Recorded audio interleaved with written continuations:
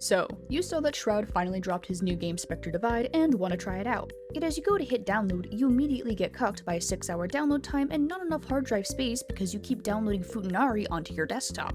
Now you have to make the sacrifice, and you can't bring yourself to get rid of all the precious memories you have with that 3D render of Tifa Lockhart. Well, I can't say I've been in that boat. As soon as I heard the game was finally released on Steam, I clicked that download button with zero hesitation. And then I went to bed because I was eepy. But the next day I hopped on after work, and I got to experience this game for the first time. I have to say, I'm decently impressed with the game. Hi again guys, and today I'm going to be walking you through my experiences and thoughts on the new FPS game making its way around the block. I've been watching the game and the teasers for a few months before its release, and I have to say that I've been super interested in the development and concepts that were dropped in teasers. And when Shroud not only advocates for the game, but works on it, I've gotta check it out and see if it's got the sauce. If you like this video, there'll be a card at the end that'll take you to one just like it, or as close as you can get. Developed by Mountaintop Studios, a small indie company of tactical shooter fans, the game was released on September 3rd, 2024. They partnered with gaming legend Shroud, a previous CSGO and Valorant Pro player, as well as the 10th most followed Twitch streamer as of October 2024, who acted as their lead gameplay advisor since early alpha. The story behind the game is a sci-fi one. Taking place in the fictional city of Breakwater, many competitors joined the Sentai competition to achieve infamy and prizes. Similar to the finals, this is a game that takes place in some sort of futuristic world where the participants are in some sort of competition to win it all: fame, fortune, femboys, and fentanyl. I actually don't know much about the lore, and all I could find were a few sentences that definitely did not register in my brain. Going through the tutorial, which is the first mode you can play after initially loading in, piqued my interest even more, and the inner workings of everything got me infinitely invested in the game. If the trailers made this game seem super cool, learning about the mechanics that come into play make it live up to that hype. The concept of duality, the term for the idea of one mind, two bodies, both controlled in real time, was a new mechanic in the FPS industry. I have to say, this game managed to execute it in a captivating and methodical way. Learning about the ability to swap to a new body Kenjaku style captivated me. It's not just a new body, but rather, it's a whole new can of strategies and playstyles that would be impossible in pretty much every other FPS game. It also has a bunch of sponsors, which can be compared to classes that have individual, unique abilities that give people different advantages on the field. There's classes with flashes, healing, recons, smoke grenades, and so much more. It takes the utility aspect of CSGO and mixes it with the specific ability sets akin to those from Valorant or R6. Yet there's no game-changing or round-winning ultimates. Everything is balanced, and no ability outweighs the others. The tutorial eventually came to an end, and I was so excited to queue up my first game, which ended in disaster. I ended up with a 0.3 KD and seasonal depression. It was safe to say that I was terrible at the game. My ability usage sucked, I couldn't get used to swapping with my Spectre, and I could never figure out how the gun distribution system worked. And my next few matches weren't any better. Negative KDs and frustration that my FPS skill wasn't transferring over like it did for other games slowly chipped away at my resolve, and I really understood just how different this game was to other games I've played in the past. So it's safe to say that I was bad. Like, really bad. But after injecting 700 milligrams of Benadryl and imminent psychosis into my bloodstream, I slowly, keyword slowly, started to get better. I learned how to improve my ability usage, finding the Bloom sponsor to fit my flow while I unlocked the others. The guns started to come naturally to me, and ADSing was starting to imprint on me as a habit. My Spectre and I started to be in sync with each other, with different strategies coming into play to help get kills and secure rounds. I felt like I was finally getting it. But I've really enjoyed the game so far, and it's safe to say that it remains as one of the few games to remain on my desktop. I've had a good time on the game, and not only with my experience with the gameplay. The players themselves are pretty decent, and I don't mean skill-wise. For the most part, everyone keeps to themselves and don't interact with others. In fact, I haven't had a single game where anyone used the voice chat. Well, besides my Pookie and I. Comms were always quiet, and it allowed me to focus up and do my best with no distractions. With the game chat, it was also pretty barren.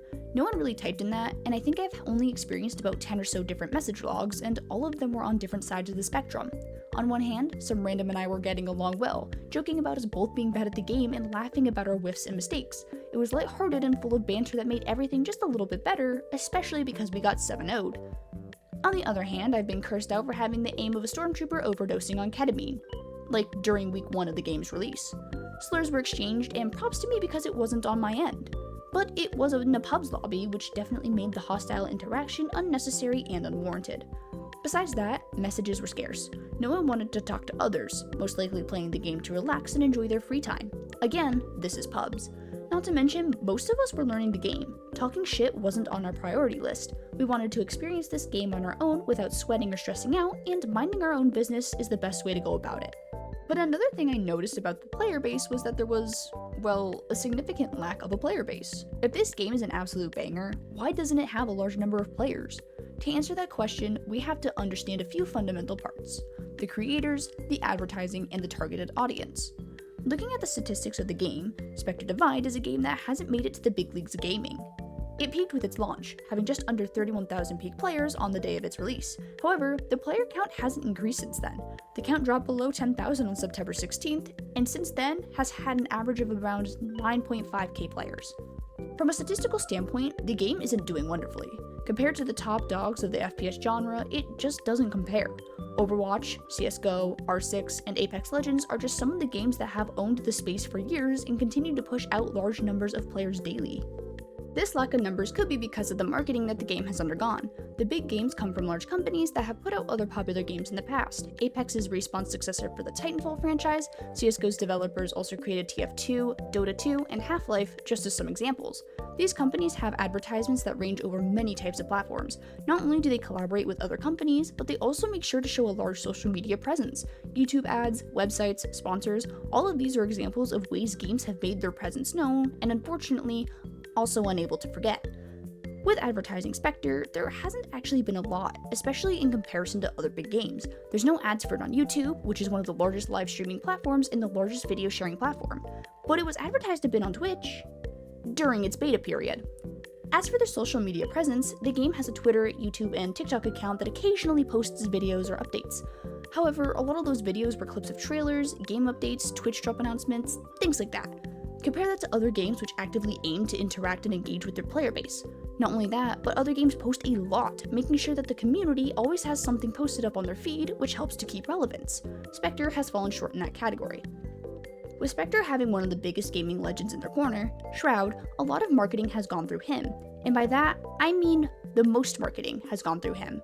He's played with other gaming legends such as Thames, Tarek, Isu, and so many more, which has helped expand the game into a variety of audiences, especially from those different games. But another thing I noticed is that after a few videos about Spectre, Shroud shifts his focus onto the new hero shooter Deadlock. I think he's made about 10 videos on his game, and I think only half of those are gameplay, the others being videos of him talking about it. But to me, I feel as though that shows a lack of enthusiasm. I'm not saying that's the case, but I feel as though the game isn't having its dick stroked as it deserves. If more well-known gamers in the FPS genre jumped onto the game and made a big deal about it, that would certainly turn a lot of heads. In my opinion, while the game is unique, it certainly isn't completely fresh. It takes inspiration from a ton of other games, whether it meant to or not. Different sponsors, that's a fancy way of saying what class you're picking. The bomb sites, CS and Valorant have already done that years ago. Character and gun skins have been a thing for ages, and no matter how fresh it looks, it'll always be compared to something else. The big turning point of the game is the two bodies you control, and even then, I feel as though they don't put that as front and center as they should. That is the unique aspect of the game that no other game has, and yet it's never the core focus of any of the game announcements or ads. Sure, it's mentioned, but that's the selling point of the game. And in terms of marketing, it isn't utilized as the best selling point, but rather just one of the many perks. I feel as though I should respect the trend of me giving my opinions on the content I am judging towards the end of the video. I've given my experiences playing the game, and I even dropped the statistics as to why the game isn't thriving as much as many people thought it would. But I believe that my opinions may offer some valuable insight as to what might need to be changed in order to make it a tiny bit better. I want to preface this portion of the video with a tiny reminder. I'm not here to shit on the game, even if I have a lot of things that I don't like about it. This is my honest feedback about what I liked and didn't like during my time playing the game. This is going to be different from a lot of people, and I'm not expecting everyone to agree. I know that Shroud and Mountaintop Studios put a lot of time and effort into this game, and I respect the grind too much to shit on it. Besides, if I wanted to shit on the game, I would have done so already. But with that being said, let's begin. I feel as though I should start by talking about the artistic side of the game. As someone who loves drawing and has done hundreds of digital illustrations over the years, it really shocked me to see how well done the visuals in this game were. Obviously, I wasn't expecting to see the most beautiful and breathtaking graphics of all time. This isn't Halo, but I have to admit that even the maps and scenery are very well done. The style of the game itself intrigued me and gave me vibes akin to that of a comic book. The cell shading that is done to the characters and weapons is, to me, in some way reminiscent of the Borderlands franchise, before Eli Roth fucked it up. I feel as though this is a design choice that isn't often used in games, with the only other example I could really think of having a similar vibe being some of the Fortnite skins. It definitely feels like a breath of fresh air in terms of what I'm looking at, rather than having intricately rendered 3D models. I know I've mentioned this a couple of times, but in my opinion, I think the game really stands out in terms of its playstyle. Unlike a lot of other games that have a playstyle centered around the characters and abilities they wield, Spectre's playstyle is determined by how the player wants to utilize their two bodies. Again, this is an entirely new and creative mechanic.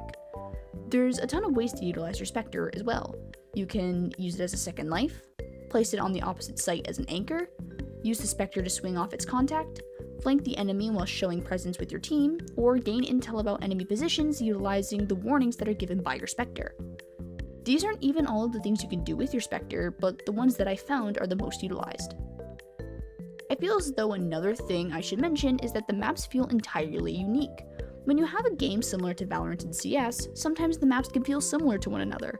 Luckily, those two games don't do that with each other because of the different vibes of the games, but I initially feared that the maps would be too similar to Valorant. My worries were in vain though, because the maps are incredibly thought out and well designed.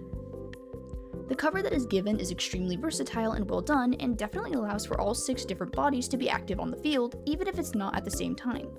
The maps also allow for not only good horizontal movement, especially with the placement of structures, but vertical as well. There are many areas where you can get up onto higher positions, both with you and your Spectre. I think it makes for very good positioning abilities, and it doesn't cost you any utility. I'm going to briefly talk about the cosmetics of the game. I feel as though the character skins are really cool and not over the top, but also maintain the ability to be interesting. They are far from boring, but I really fuck with all the ones that they've dropped so far.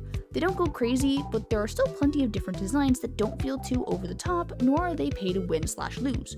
All of the skins provide 0 advantages or disadvantages. It's the same thing with the gun skins. They feel very CS to me, and for some of them, they remind me of the epic weapon skins from Apex. There are no over-the-top complex designs, but the gun skins still look super cool and interesting. The skins for both characters and the guns translate very well into the art style that they are using, which is something that I think a lot of games struggle to do if they have a style that resembles cell shading. Another thing that I have noticed takes place outside of the game, and with the dev team. When the game was initially introduced, shop prices were exponentially high and overpriced, especially if you compare them to games like Overwatch and Valorant that already have overpriced skins. These just seemed like overkill, but the dev team heard the players and took the time to lower the prices to a more realistic range, and they even gave back coins to players who bought the cosmetics while they were overpriced.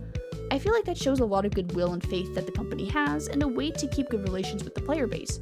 Most game companies don't actually listen to their players and end up making changes that no one wants. I'm happy to see that, so far, Mountaintop isn't going down that route. One of the props of being a small indie gaming company. Now, while there's a lot of good things about the game, I feel like there's a couple of things that could use improvement. Starting it off, the preset loadouts were pretty confusing to me. You can't choose what individual weapons each Spectre gets. All of the loadouts are predetermined and unchangeable. If you want one of the guns for you or your Spectre, but not the other one, you're stuck with that second gun whether you like it or not. I feel as though having 2 separate loadout pages, one for the main body and one for the Spectre, could definitely decrease the confusion about the weapons. Maybe whatever weapon you purchase for body A impacts the weapon you could buy for B. Maybe it's because each body has a certain amount of money that it can use to buy weapons, or maybe you only have a sum of money that you could split between both bodies. Whatever the case may be, you should be able to choose what weapons each body is able to wield. Just let me have free range over my guns. I could see why the game might not want you to have the ability to choose your weapons. If I was able to wield 2 ops, I would do it, but that would also be a huge risk both financially and for the characters during the round, such as in a retake situation. Another issue with the weapons is that you can't drop weapons you're holding unless you're swapping with one on the ground. There's no drop button, which makes quick swapping with other weapons scattered around the map harder because you have to look down at the weapon you want to pick up, whereas in games such as Valorant and CS, you could drop your weapon to pick up the one underneath you without having to move your mouse to interact with that weapon. My final issue with the weapons is that some of them look pretty similar when they're on the ground, and it makes it very hard to figure out what I am picking up until it is in my hands. The guns are not easily identifiable visually. While I really liked the maps, I feel as though some of them are pretty bad. I mentioned mentioned how the sites are very nicely set up and how the maps seem to be very good structurally, but playing on the T side and trying to hit a site can be really hard on most maps since they usually have one large point of entry and one small point of entry. Compare this to some other games that have multiple points of entry onto a site, and it makes the game seem very CT-sided. That may just be me, but I feel as though some of the maps might need a bit of a touch-up to determine how the attackers get breached at this site without being a one-sided battle. I really fucked with the tutorial since it gives a great understanding of the basics of the game, yet it doesn't really go into depth about the Spectre. Sure, it tells you how to deploy and swap bodies, but there's a lot of useful tips and tricks that you are never told about, and are ones that I had to learn from a random dude online. Some of these tips include, but are not limited to, how to place and rotate both bodies pre-round via the map instead of physically moving both bodies, how to swap the position of you and your Spectre during the pre-round by double-clicking X, how to plant or defuse the Zeus using your Spectre without actively being in that body, and that the only information your Spectre will tell you during the Spectre warning is when an enemy makes noise near you via jumping, running, or falling. Nothing else. No crouching, no utility, no recalls, no swaps. All of these tips are incredibly helpful and could change the outcome of a round. There are even tips that don't relate to the Spectre that are still not described in the tutorial, such as being able to see where a throwable, such as a grenade or smoke, will land via it being displayed on the minimap. I was also never aware of the team inventory. If you buy another weapon set, but currently have one from the previous round, it will be put into this team inventory where other players can select the weapons that are highlighted in orange and can either get them for a discount if one gun from a preset matches, or for free if both guns from the same preset are in the inventory. Also, if you or your Spectre survives with the gun from the previous round, it discounts any gun set including that gun, but if the gun can only be wielded by the other body, it will become auto-swapped upon purchase. I don't think that is ever explained either. This next one might be a little schlittle issue, but I digress. To me, it can kind of be hard to distinguish some items, mainly mentally, from those in other games with the same namesake. For example, the Spectre is a weapon in Valorant, but in this game it's the name of your second body. The Zeus, which is the bomb in this game, is the name of the one-tap taser in CS. Some of the things even have names of other objects that confused me at first. The Shiv is the name of a gun, but the actual definition for it is a small improvised weapon that is usually a razor or a knife. I can personally guarantee you that that definition means that it is not a gun. The op is the only thing that I could appreciate having the same name across games, since the name has become universal for the one-shot sniper rifle in both Valorant and CS. It makes it very easy to recognize what it is without actually having to use it. I know for sure that this one's also a me issue, but I hate the fact that you cannot right-click with the knife. You can do it in CS, and you can do it in Valorant, but you can't do it in Spectre. Overall, I have a very positive opinion on this game. That is a sentence you will probably never hear me say ever again. I feel as though the game lacks the addictive properties that other games have. As much as I enjoy the game, it's not a game that I can queue up half a day of and not get bored, unlike if I'm playing other games like Apex or Overwatch, and for some reason, I never get bored even though I might get extremely frustrated. Even Valorant has me more engaged, and that game has almost had my fist go through my monitor on multiple occasions. I'm not sure why the game doesn't feel as addicting, but it doesn't hold my attention super well. I'm sure there's actually a very scientific explanation as to why games can rapture people for as long as they do, but I'm no scientist. All I know is that I'm not entirely hooked on the game like I thought I would be when I first heard about it. The game definitely delivered, but I don't think the hype that surrounded it by multiple people was completely honest to the game itself. Again, I'm not saying that the game was bad, but I think that it could have been a lot better. I know it has only been out for about 2 months at this point, and when I started writing the script, it had only been out for less than a week, so I know that a lot of improvements can be made on the game over time. No game is perfect on release, and I think that this game has shown that to be the case, but I won't lie, this game did a pretty damn good job. I can't say that it's not fun though. I had a good time whenever I was playing, even though I was super bad at it. I liked learning everything that I could and putting my knowledge of other games to the test, and I feel as though the frustration of me not being the greatest wasn't there.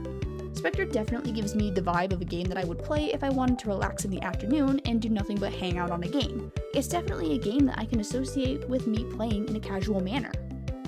Well man, that sums up my video for today. I really fuck with this game, and I think that if you were to give it a chance, you might end up fucking with it too if you enjoy games like Overwatch, Valorant, R6, or CS. That card that I mentioned earlier should be on screen now. If you enjoyed the video, I would appreciate it if you would like and hit the subscribe button. I'm definitely planning on uploading a lot more frequently in the near future. Anyways, this has been Schlorpa, and I am currently in your house. Hi guys, Editor Schlorpa here. It's been about a month and a half to 2 months since I finished writing up the script and doing the audio portion of the video, and some of the information is a bit outdated. I tried to do my best to make sure everything was corrected, but I did miss some things probably. The beginning of the video is also very, ADHD, just because I didn't have footage when I was first doing the editing of the video, but luckily I recently managed to get into a game that didn't end in 5 minutes due to AFKs.